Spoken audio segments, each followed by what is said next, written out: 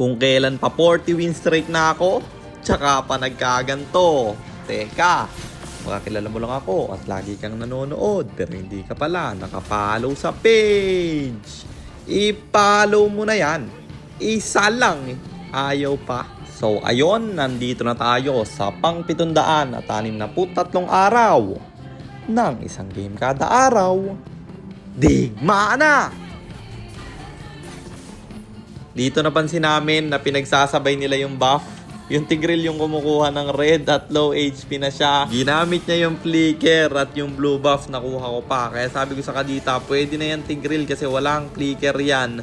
Mapapatay ko yung Tigreal dito kaso lang masyadong malalim yung ginawa ko. At ito yung pinakaunang error kong nagawa sa game na to. Lagi na lang kapag wala ng butal yung win streak, kunyari 10, 20, 30 or 40, laging ganito yung nagiging laro. Delikado. Dahil din sa error kong yon, yung turtle, libre nilang nakuha. Kaya sinubukan kong bumawi. Tinry kong bigyan yung Mincy. Kaso lang error na naman kami dito pre kasi nahila flicker yung Johnson namin. Wala na kami magagawa dyan. Kaya kami nag-out na lang. Pero may sagasang gagawin sila sa baba. Kaya ako i-respo. Cooldown yung ultimate ko dito. At yung Gord hindi ako pinansin guys. Tumayo lang sa aking harapan. At nung nagka-ultimate agad kong dinash-inan. Yung ulti ko napunta sa tig. Napaganda pa. Dalawa yung namatay.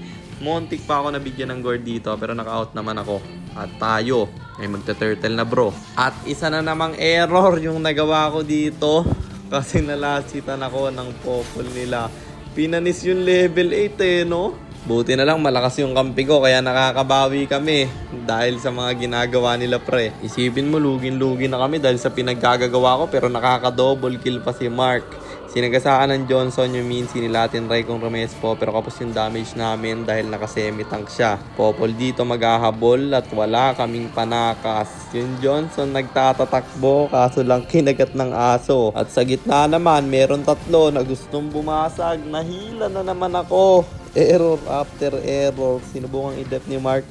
Kaso lang basag na yung Torre at muntik pa nga siya nabigyan dito. Buti na lang may respo yung Johnson. At yung Popol pa nga, yung nakapasama dito sa gitna. Masasagasaan na naman yung kanilang marksman. Monster kill na yung Kadita. At yung Turtle, i-burst ko na. Pero isa na namang error to. Dahil maso-zone out ako ng ulti ng Ixia. Hindi ako makapasok guys dahil nakaabang rin yung Tigreal. Kanila na naman yung Turtle na yon. Pero buti na lang ang ganda ng sagasa. Nag-overstay pa yung mga kalaban kahit wala na silang skills. At yun ang naging dahilan ng aming paglamang dahil na-wiped out yung kalaban. Sabay basag ng Torre sa gitna. At gusto ko pa nga sanang dalawahin. Pero yung mga kalaban mukhang gustong dumepensa. Napetri na naman ang Kadita. Bagsak naman yung Ixia. At meron na namang sagasa. Bing yung nakasakay. Flicker in sa loob ng Torre. Masyado ko nang malalim dyan pre. Pero naka-double kill naman siya. Okay na yon. Not out na muna kami. Tamang basag lang muna ng Torre. At sabi ko pre, wait na lang natin yung Lord. Medyo lumalalim kasi kami guys. At yun nga, nilaban nila kahit na sinabi ko na wait na lang yung Lord. At dahil malayo ako, syempre lugi sila doon. At ang lalim pa ng pwesto. Lugi rin kasi sa masikip guys dahil meron silang Mincy at merong Ixia. Pero buti na lang ang ganda ng ginawa dito ni Mark dahil nahuli yung retry holder nila. Meron Lord dito kaya i-burst ko na. Kaso lang nag-ulti na naman yung Ixia kaya nag-out na lang muna ako. At masyadong malayo yung hanabi namin bro. Meron siyang sariling mundo. Yung Bane at Johnson hinagad yung marksman nila. At ang ganda na naman ang huli ng Kadita. Puro si Mark na lang yung gumagawa. Nahila pa nga ako dito. Montik pang mabigyan. Pero buti na lang may respo yung hanabi namin. Kaya naman yung Lord ay i-burst ko na dahil bagsak yung apat sa kalaban. Kaya naman sinabi ko na kontrolin na namin to. Wag nang sayangin yung Lord bro. Ako na yung nag-clear ng top lane para naman makontrol. Pero 1-for-1 trade yung nangyari. Ang problema, namatay pati yung Johnson. Buti na lang inabutan ko yung Tigreal. At napatay pa pati marksman nila. Sabi ko basag yung bot na to dahil wala nang putok yung inhibitor. Pinaputok ko muna yung gitna at babasag sana sa baba. Kaso lang may ultimate na bibitawan yung Gord. Kaya nag-out na lang muna ako. Ang pinaka naging solusyon namin guys kung bakit bigla kaming nakabawi. Sabi ko kay Mark yung Bane na lang ang pasakayin. Dahil mas malakas si Marquez pag mag-isa eh. Pag nakasakay sa Johnson, parang hindi siya ganado maglaro eh. Gusto niya yun siya mismo yung nag-aabang. At dito ako'y nahila na naman. Endable na sana. Kaso lang napasama pa. Kami yung na-wipe off dito. Triple kill para kay Mincy. Pero may bawi kaming gagawin pre. Dahil yung Johnson sasagasa na naman. Popo lang mabibigyan. Saktong-sakto. Dahil pa-up yung Lord bro. Sabi ko, bounce na muna tayo at intayin na lang yung Lord. Kaya naman binurse na namin to. At libreng makukuha dahil nga wala yung retry holder nila. At eto na, yung Lord nagmamarcha papunta sa base nila at yung ultimate ko'y binitawan na.